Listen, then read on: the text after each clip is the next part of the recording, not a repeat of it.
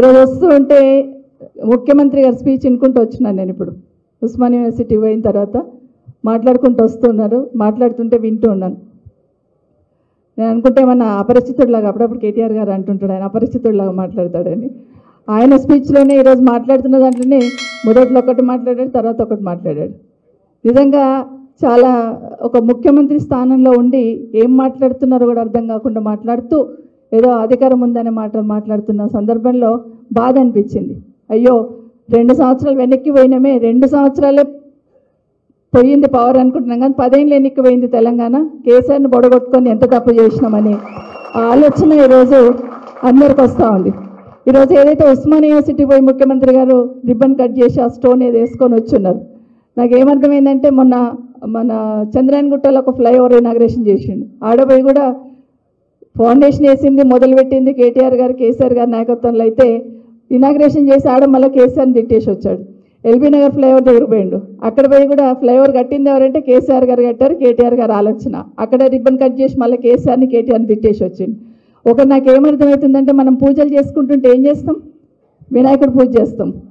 కాబట్టి అది ఏ మీటింగ్ అర్థమవుతలేదు ఆయనకు. ఏ మీటింగ్ అయినా కానీ ముందు కేసీఆర్ని తిట్టాలి, అది లేకుండా పని జరగదనే లెవెల్లో ఏ కార్యక్రమం అయినా కూడా కేసీఆర్ని తిట్టుకుంటూనే పోతున్నాడు తప్పిస్తే ఏం పని చేయాలని ఆలోచన రావట్లేదు. ఈరోజు 200 కోట్లు పెట్టి ఇనాగ్రేషన్ చేసిన బిల్డింగ్స్ అని చెప్పుకుంటున్నది కేసీఆర్ గారు వేసిందే కదా, కేసీఆర్ కట్టిందే కదా. అక్కడ పోయి కూడా మళ్ళీ కేసీఆర్ని కేటీఆర్ని తూలనాడడం చూస్తూ ఉన్నాం. ఒక్క మాట బాధ అనిపించింది నాకు, బలహీన వర్గాలు చదువుకోవడం కేసీఆర్కి ఇష్టం లేదట. బలహీన వర్గాలు చదువుకోవడం కేసీఆర్కి ఇష్టం లేకపోతే 1000 గురుకులాలు ఎందుకు పెట్టారు, 1500 జూనియర్ కాలేజీలు ఎందుకు పెట్టారు, ఒక పేదింటి ఆడబిడ్డలను చదివించడానికి ఇబ్బంది పడతారు, ఒక ఎస్సీ ఎస్టీ అమ్మాయిలనైతే అసలే చదివించారనే ఆలోచనతో ఎస్సీ ఎస్టీ అమ్మాయిలకి గురుకులాలలో డిగ్రీ కాలేజీలు పెట్టారు. దేశంలో ఎక్కడ లేదు, వెరిఫై చేసుకోండి, దేశంలో ఎక్కడ లేదు. ఓన్లీ అమ్మాయిలను చదివించారు. ముఖ్యంగా మా ముస్లిం మైనారిటీ సోదరుల దాంట్లో కూడా వాళ్ళు కూడా చదివించారు కదా అమ్మాయిలనేని. ప్రత్యేకంగా గురుకులాలను మైనారిటీ సోదరులకు పెట్టున్నారు, ఎస్టీ ఎస్సీ వాళ్ళకి పెట్టున్నారు. వాటన్నింటినీ గురుకులాలు బాగా అందులో చదువుకున్న పిల్లలందరూ మంచి ఉన్నత స్థానాలకు చేరుకుంటున్న సందర్భంలో భోజనం పెట్టినకే దొరుకుతలేదు వీళ్ళకి. కనీసం భోజనం అన్న మంచిగా పెడతలేరు ఆ పిల్లలకు. రోజు ఒక దగ్గర ఫుడ్ పాయిజన్, రోజు ఒక దగ్గర పిల్లలు హాస్పిటల్ పోతా ఉన్నారు. మరి ఇదేం పాలన ముఖ్యమంత్రి గారు, ఆయన విద్యాశాఖ మంత్రి, మరి ఏం పాలన జరుగుతుందనేది ఆయన ప్రశ్నించుకోక ఇంకా కేసీఆర్ని ఏలెత్తి చూపించే ప్రయత్నమే చేస్తూ ఉన్నాడు.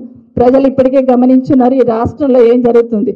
ఇంకొక మాట మాట్లాడుతూ అన్నాడు, భూములు అమ్మదామంటే భూములు లేవంటాడు, మళ్ళీ పైసలు లేవు, ఖజానా ఖాళీ అయింది అంటాడు. మళ్ళీ వితిన్ 5 minutesలో మీకు ఎంత కావాలో చెప్పండి, ఎన్ని పైసలైనా నేను ఇస్తా అంటాడు. ఖజానా ఖాళీ ఉంది అంటాడు, పైసలు ఇస్తా అంటాడు. ఉద్యోగాలు ఎట్లా అబద్ధాలు చెప్పిండో విన్నాం. ఇవన్నీ కూడా అబద్ధాలు చెప్పుకొని ఎన్నికల కన్నా ముందు అబద్ధాలు చెప్పి అధికారంలోకి వచ్చారు. ఎన్నికలు అయిన తర్వాత కూడా అబద్ధాలు చెప్పుకుంటూ కేసీఆర్ని తిట్టుకుంటూ మాత్రమే పాలన చేస్తుంది తప్పిస్తే ప్రజలకు ఏం చేయాలనే ఆలోచన ఈ ముఖ్యమంత్రికి లేదనేది వాస్తవం. మరొకసారి మీ అందరినీ ఈరోజు హైదరాబాద్ను చూస్తే కేసీఆర్ ఎట్లా కనిపిస్తారో కేటీఆర్ గారు కూడా అట్లే కనిపిస్తారు. ఏ ఫ్లైఓవర్ ఎక్కినా, ఏ రోడ్ చూసినా ఇది కేటీఆర్ గారి ఆలోచన. ఒకరోజు నేను ఒక ఫౌండేషన్కి వెళ్ళాను, ఫౌండేషన్ కూడా కాదు, మణికొండ నుండి ఒక రోడ్ తీసుకొచ్చారు. అక్కడ పోయి చూస్తే కొండను తెలిసి కొండల మధ్యలో నుండి మణికొండ నుండి కనెక్టివిటీ ఇచ్చున్నారు. షాక్ అయిపోయాను. ఒకరోజు ఫౌండేషన్ ఎన్నిక తీసుకుపోయారు, అక్కడ 9 నెలలు ఇది కంప్లీట్ చేస్తామన్నారు. ఇంత పెద్ద ఫ్లైఓవర్ ఎట్లా సాధ్యం, అపార్ట్మెంట్ల మధ్యలోకి వెళ్ళి ఎట్లా పోతుంది అనుకున్నాను. అపార్ట్మెంట్ మధ్యలోకి వెళ్ళి తీసుకొచ్చి ఫ్లైఓవర్ ఈరోజు వేస్తున్నారు. ఇట్లా ఎన్నో ఎక్కడైనా ఏ మారుమూలకి వెళ్ళినా, ఏ గ్రామానికి వెళ్ళినా, ఎక్కడ వెళ్ళినా, ఎక్కడ చూసినా కేసీఆర్ గారి నిశాననే కనిపిస్తుంది రాష్ట్రంలో తప్పిస్తే కేసీఆర్ గారు లేకుండా తెలంగాణ లేదు, అది వాస్తవం.